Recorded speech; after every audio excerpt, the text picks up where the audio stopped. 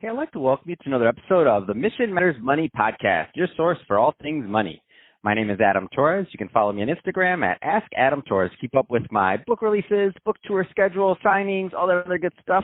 Always love to connect with you there. And as always, if you'd like to apply to become a co-author of one of my upcoming books, just head on over to the website, missionmatters.com, and click on Become an Author to apply. All right, today I have Brian T. Adams on the line. He's founder and principal over at Excelsior Capital. Brian, welcome to the show. Thanks for having me. All right, so we got a good topic today. So democratizing access to alternative investments. So excited to get into that with you, Brian. But before we do, tell us a little bit more about what you're doing over at Excelsior Capital, please. Yeah, sure. Thank you for the opportunity. So I've been in the commercial real estate business for the last 10 years. I've got a background in a family office that's been investing in private equity for over a generation.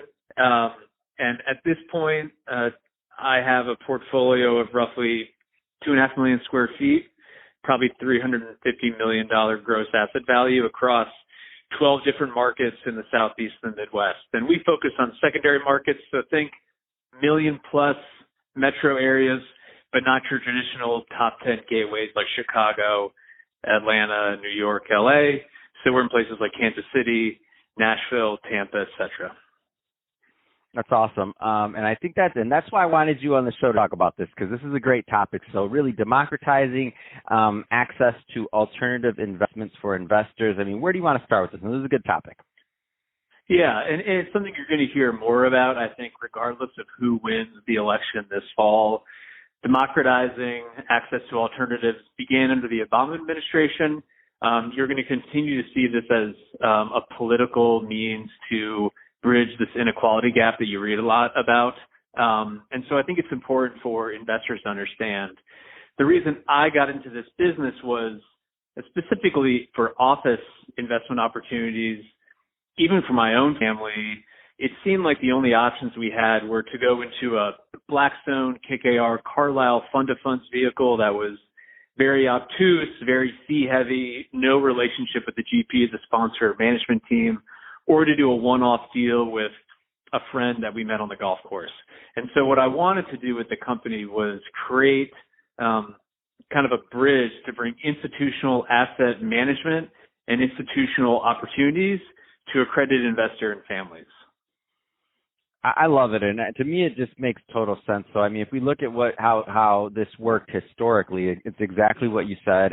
Maybe you did a one-off deal, you did something else, but it wasn't really systematized. It wasn't set up to scale. It wasn't something that you could necessarily like build your portfolio on, build like a legacy on, so multi-generational, because you didn't have the right type of company. It was like, okay, in the past we held these funds, or we held this REIT, or something else like that, or it's like, oh, we have one investment over here with this guy. And oh yeah, no, my uncle, he knew somebody, and that's how we got into that deal over in Kansas City. You're like, what? So if I want to invest there, I got to know your uncle's friend who did a deal in Kansas City. I mean, it wasn't set up to really build like sophisticated systems around, is what it comes down to.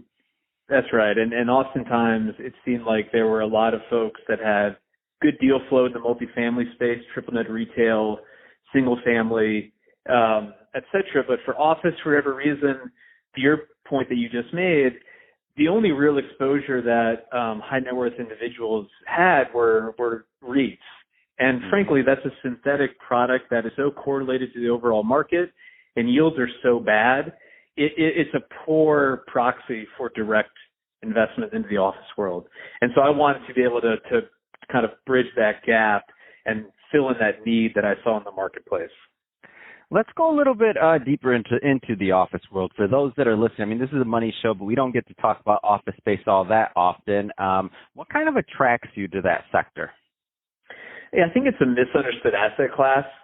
Oftentimes, people who do investments in the office world, tenant improvement dollars and leasing commissions can often eat into cash flow and distributions. It always seems like you're churning a lot of money.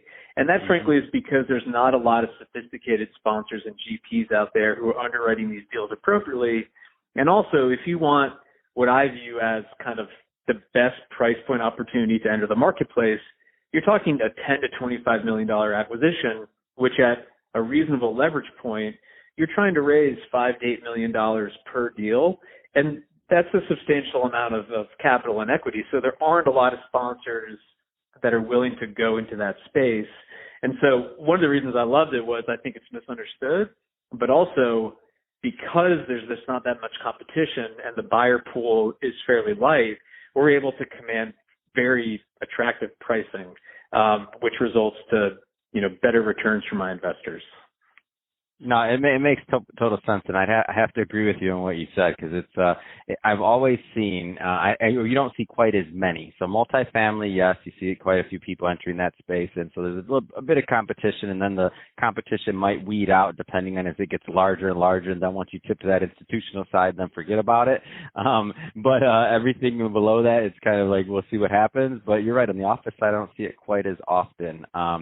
So let's talk a little bit more about the type of investors that are typically a good fit for Excelsior Capital. So been running the company for a long time. What are usually the right type of investor model or something that's normally going to work well with Excelsior Capital?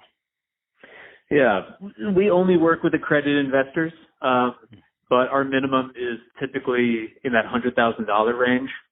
So we still feel like it's accessible for the high net worth population out there. And we work with all different spectrum of folks. We have probably 450 investors total at this point, and it's everywhere from, a high net worth neurosurgeon to a large family office that wants to deploy a fair amount of capital and everything in between.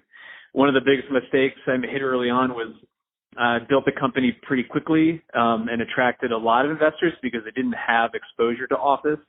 And I didn't have the infrastructure to handle it, frankly.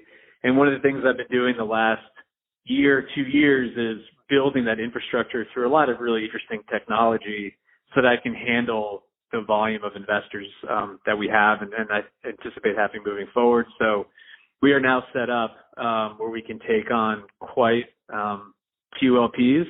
But I would say our average investor is just a high net worth individual that already has exposure to multifamily and retail and wants to dip their toe in the water on the office side.